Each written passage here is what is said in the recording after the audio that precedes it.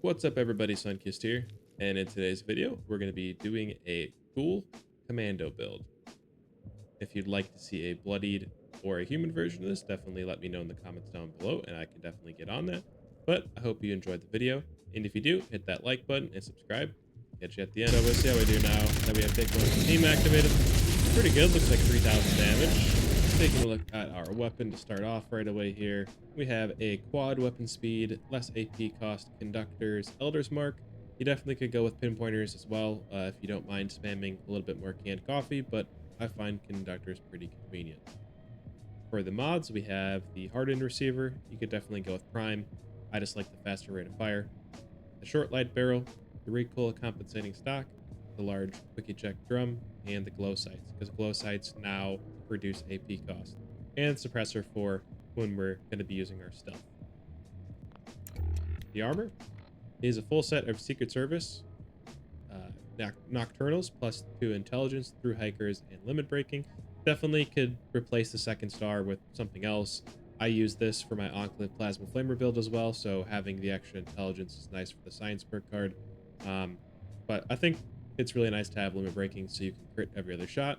And another good candidate if you're doing stealth would be the Covert Scout armor rather than the Secret Service armor that I'm using. For mutations, we have Adrenal Reaction, Bird Bones, Eagle Eyes, Egghead, Herbivore, Herd Mentality, Marsupial, and Speed Demon. So we're going to have 2 versions of this build. One's going to be stealth and one's going to be non-stealth. Starting off with the stealth build, here are the special cards that we have. It's going to be 4, legendary cards. We have 4 special, taking one for the team and follow through. Here's a quick look at our legendary perk cards.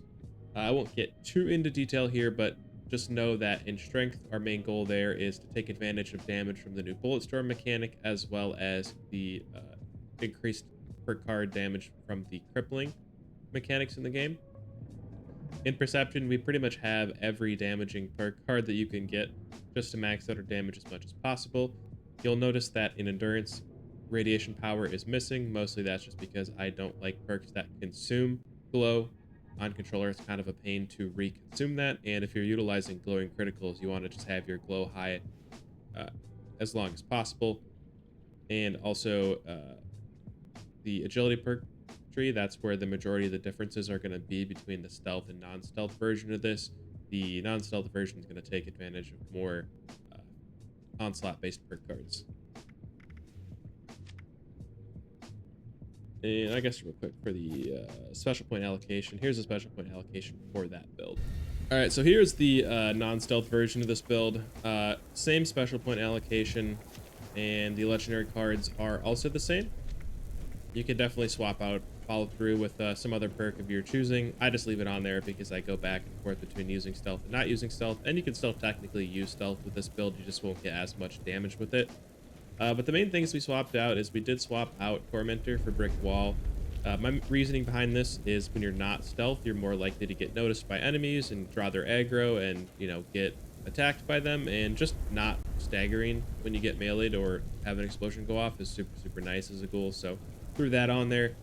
And the only other difference is going to be over in agility. As I mentioned, I pretty much have all the onslaught, you know, gunslinger, gorilla, like I have all those perks maxed out. I also have just 1 rank of born survivor and hyper reflexes on for a little bit of added survivability, even though it's not completely needed. I definitely like having a high agility, so I just needed to find, you know, some extra cards to throw in there. Overall though, that is the non-stealth version of it. Armor is still the same, the weapon is still the same. You could swap out the suppressor for a compensator or something else that extends the range if you don't really care about stealth at all. But yeah, here's the non-stealth version. Over at the Grindstone Arch, we're gonna see how we do against the Super Mutant Behemoth here. Imagine it'll go down pretty quick. Level 100 glowing. Made pretty short work of it. Now, I know in some of my previous videos that went down a lot faster, but Bethesda did make some changes to some of the kind of mid-tier bosses within the map. So the Mirror Queen, the Scorched Beasts, the Super Mutant Behemoths, they're all a little tankier now, but I'd still say it took it out pretty quickly there. All right, let's see how we do against the Snake. I did get in power armor for this just so I can hit stim packs faster. I also took a big gun bobblehead and a guns and bullets for extra crit damage, so See how we do here. Take our canned coffee.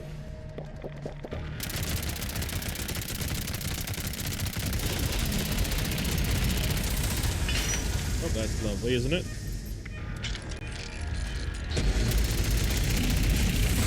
Got the quick repair, so we'll see how we do now that we have take one team activated. Pretty good, looks like 3,000 damage.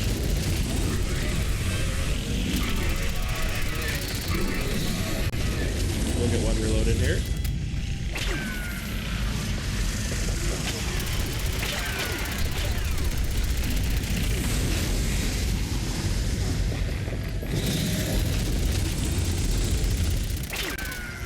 Overall, not doing terrible so far.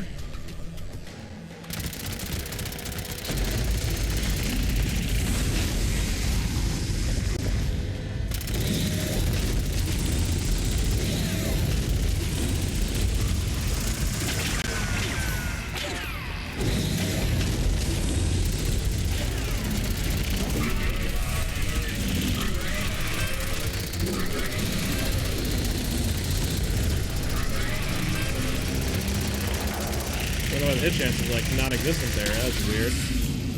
But I mean, minute 24, definitely not the prettiest, but you can see the damage numbers were hitting pretty decent over at the Grindstone Arch. Gonna see how we do against the Super Mutant Behemoth here. Imagine it'll go down pretty quick. Level 100 glowing. Made pretty short work of it. Now, I know some of my previous videos that went down a lot faster, but Bethesda did make some changes to some of the kind of mid-tier bosses within the map. So the Mirror Queen, the Scorched Beasts, the Super Mutant Behemoths, they're all a little tankier now, but I'd still say it took it out pretty quickly there. All right, go and fight a Scorched Beast now. This one is legendary, so it probably will be a little... a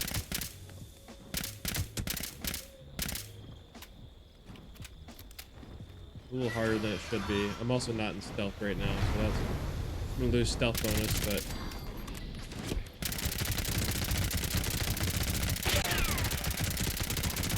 I mean, making pretty good work of it.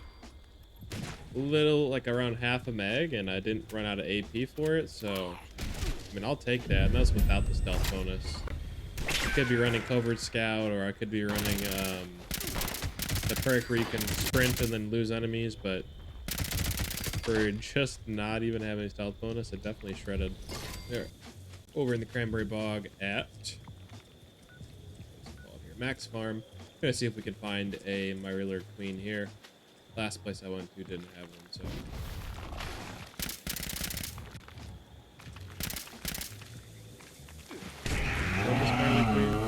Indeed you are. Oh, love that camera angle change where you can't see anything in advance.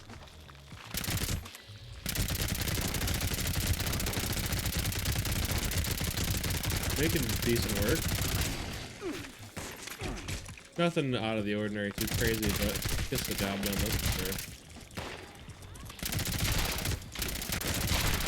Yeah, that 225 round meg is quite nice. Thank you so much for watching to this point of the video. Hopefully you enjoyed. If you did, hit that like button. But overall thoughts on the Commando, or I guess the overall status of Commando in 2025. It's definitely second to Heavy Gunner right now still.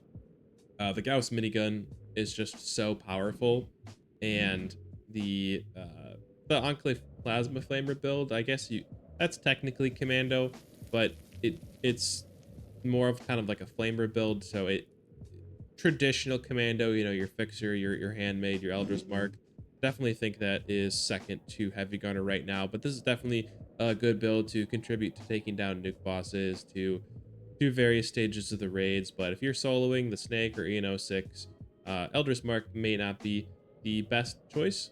Definitely a good one, but I would still go with the Gauss minigun or the Enclave Plasma Flamer. But that doesn't change the fact that this weapon is extremely satisfying to use, and it looks really cool. So for that, I love it.